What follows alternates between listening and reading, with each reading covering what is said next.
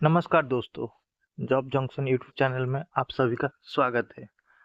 तो जैसा कि आप वीडियो के थंबनेल में देख चुके हैं, आईओसीएल यानी कि इंडियन ऑयल कॉर्पोरेशन लिमिटेड में 460 प्लस वैकेंसी निकल चुका है। तो चलिए देखते हैं क्या क्या वैकेंसी निकला है। तो यहाँ पर 2 सेक्शन में वैकेंसी निकला है, for refinery division, for pipeline division. Refinery division में पे स्केल आपका रहता है 25,000 से 1,05,000 तक, और पाइपलाइन डिवीज़न में 25,000 से 1,05,000 कुछ पदों के लिए, और कुछ पदों के लिए 23,000 से 78,000 तक का सैलरी रहेगा। तो चलिए देखते हैं रिफाइनरी डिवीज़न में क्या क्या पोस्ट निकला है। जूनियर इंजीनियरिंग असिस्टेंट 4 प्रोडक्शन में गुवाहाटी से 19, बरौनी से 21, गुजरात से 40, हल्दिया से 23, मथुरा से 19, पानीपत से 16, दिग्बोई से 24, बोगाईगांव से 29, पारादीप से 7। वैसे ही जूनियर इंजीनियरिंग असिस्टेंट फॉर पी&यू से गुवाहाटी से 10, बरौनी से 3, गुजरात से 3, मथुरा से 6, दिग्बोई से 4, बोनाईगांव से 7।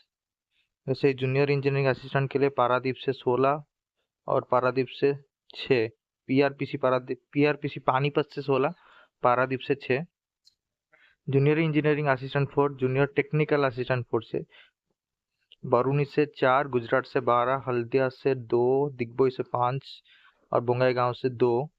Junior engineering assistant for mechanical से गुवाहाटी से 7, बरूनी से 9, हल्दिया से 2, पीआरपीसी पानीपत से 4, दिग्बोई से 16, बोनाईगांव से 10, पारादीप से 2। ऐसे ही और सारा वैकेंसी निकला है, आप देख लीजिएगा। फिर आते हैं नंबर ऑफ पोस्ट पर पाइपलाइन डिवीजन के लिए। इंजीनियरिंग में निकला है बिहार से 1, वेस्ट बंगाल से 1, हरियाणा से 1, पंजाब से 1, उड़ीसा से 2, तेलंगाना से 1, और ऐसे बहुत सारा पोस्ट निकला है। मैं पीडीएफ का लिंक दे दूंगा डिस्क्रिप्शन में, आप लोग देख लीजिएगा। फिर आते हैं क्वालिफिकेशन में। जूनियर इंजीनियरिंग के लिए junior engineering assistant for production के लिए 3 साल का डिप्लोमा मांगा गया है। Chemical engineering, petrochemical engineering, chemical technology, refinery and petrochemical engineering, या फिर आपका 3 साल अगर आप बीएससी किए हुए हैं मैथ्स, फिजिक्स, केमिस्ट्री और इंडस्ट्रियल केमिस्ट्री में, और आपका मार्क 50% से ज़्यादा है, तो आप एलिजिबल है। फिर देखते हैं जूनियर इंजीनियर असिस्टेंट फॉर पी&यू से।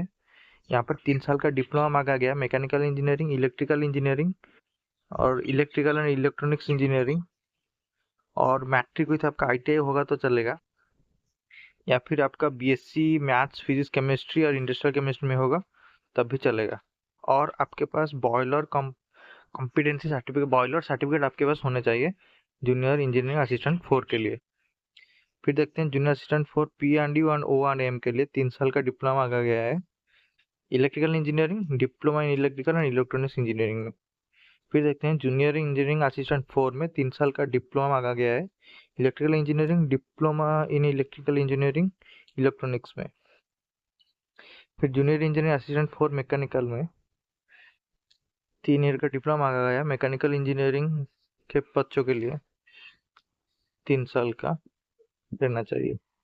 फिर देखते हैं जूनियर इंजीनियरिंग असिस्टेंट 4 के लिए 3 साल का diploma in instrumentation and electronics, instrumentation and control engineering, applied electronics and instrumentation engineering मांगा गया है।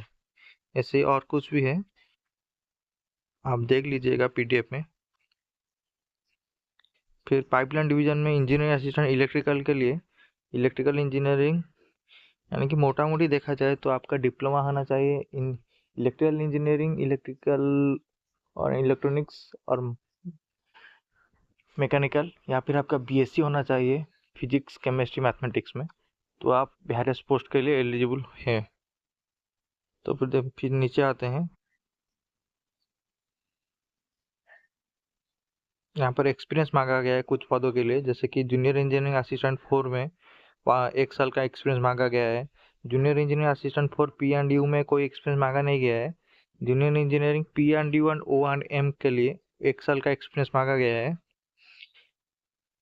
इलेक्ट्रिकल और जूनियर टेक्निकल असिस्टेंट में 1 साल का एक्सपीरियंस मांगा गया है। वैसे ही जूनियर असिस्टेंट मैकेनिकल में भी 1 साल का इंस्ट्रूमेंटेशन भी 1 साल का, क्वालिटी कंट्रोल में भी 1 साल का, और engineering assistant fire and safety में भी 1 साल का एक्सपीरियंस मांगा गया है। फिर देखते हैं एज रिलैक्सेशन की बात करें तो आप 18 साल से 26 साल के अंदर के कैंडिडेट ही अप्लाई कर सकते हैं। फिर रिलैक्सेशन की बात करें तो SC/ST के लिए 5 साल, OBC के लिए 3 साल का रिलैक्सेशन दिया गया है, और PWD के लिए भी वही सेंट्रल का जैसा रिलैक्सेशन रहता है एज के लिए, यहाँ पर भी वैसा ही रहेगा।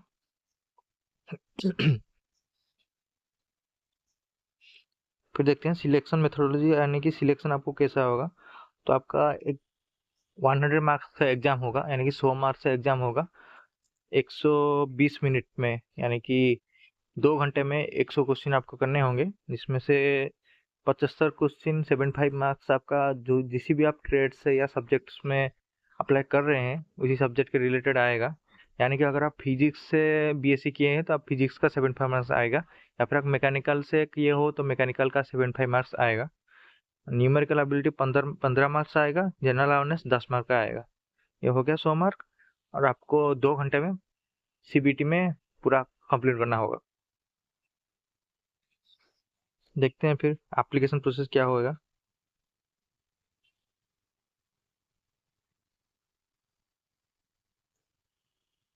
आपको बेसिकली www.iocl.in में जाकर अप्लाई करना होगा।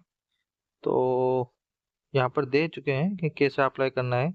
आपको पहले व्हाट्सन्यू में जाना है, फिर व्हाट्सन्यू में go to requirement of non executive personnel में जाना है, फिर click on detail advertisement click करके क्लिक हियर अप्लाई ऑनलाइन पर क्लिक करना है।